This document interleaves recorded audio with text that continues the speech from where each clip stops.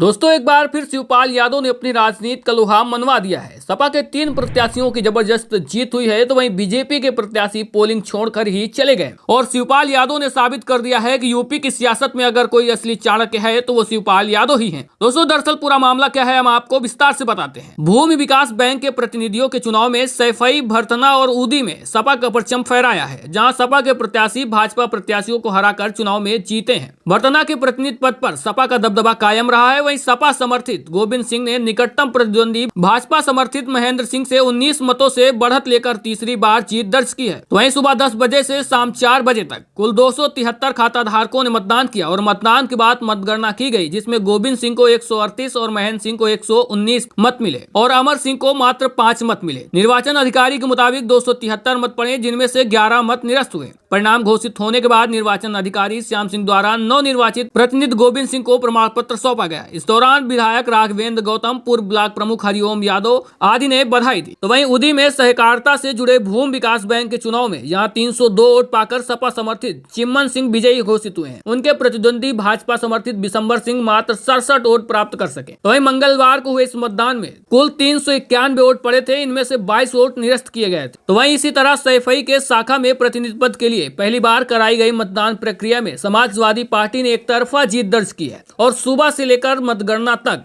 पूरे कार्यक्रम में सपा का दबदबा स्पष्ट रूप से नजर आया, जबकि भारतीय जनता पार्टी हाशिए पर सिमटती दिख गई। सरकार है फिर भी। मतदान समाप्त होने के बाद शाम 4 बजे के बाद जब मतगणना शुरू की गई तो गिनती के दौरान जो तस्वीर सामने आई वो पूरी तरह से एक तरफा रही। कुल 456 मत समाजवादी पार्टी के प्रत्याशी देवेंद्र सिंह तिन्नी के पक्ष में पड़े, जबकि भारतीय जनता पार्टी के प्रत्याशी लाखन सिंह को मात्र 5 मत ही प्राप्त हुए। इस चुनाव में भाजपा के प्रत्याशी लाखन सिंह बनाए गए थे, लेकिन मतदान के दिन ना तो प्रत्याशी और ना ही कोई एजेंट मतदान केंद्र पर मौजूद रहे। तो वहीं इसी से आप समझ सकते हैं कि आखिरकार समाजवादी पार्टी के सैफई में दबदबा किस तरह से। और सैफई ही नहीं, आसपास के जितने भी एरिया हैं वहां पर जहां पर शिवपाल यादव जी का, और इसी से साबित होता है कि शिवपाल यादव के क्षेत्र में उनके आगे किसी की नहीं चलती। शिवपाल यादव जी ने भी मतदान किया था। आप समझ सकते हैं कि अगर उन्होंने मतदान किया है तो उनका प्रत्याशी तो जीतना निश्चित हो जाता है। और ये राजनीति के वो पुराने मजे हुए खिलाड़ी हैं जिनका लोहा पूरा देश मानता है। वैसे अब शिवपाल यादव जी 2027 की तैयारी में भी जुट गए और अपने पुराने तरकीब और पैतरों से भारतीय जनता पार्टी को सीधा मुकाबला देने वाले हैं। और शायद इसी ताकत को पहचान कर अखिलेश यादव ने 2027 के लिए भी चाचा शिवपाल यादव को अहम जिम्मेदारियां सौंप रखी है। वो चाहे संगठन निर्माण की बात हो या टिकट बंटवारे की, हर जगह शिवपाल यादव की भूमिका अहम है, क्योंकि शिवपाल यादव की जमीनी पकड़ और राजनीतिक अनुभव इतना बड़ा है कि जिसके आगे बड़े बड़े धुरंधर धराशायी हो जाते हैं, जिसका नतीजा कई लगातार चुनावों में भी देखा गया है।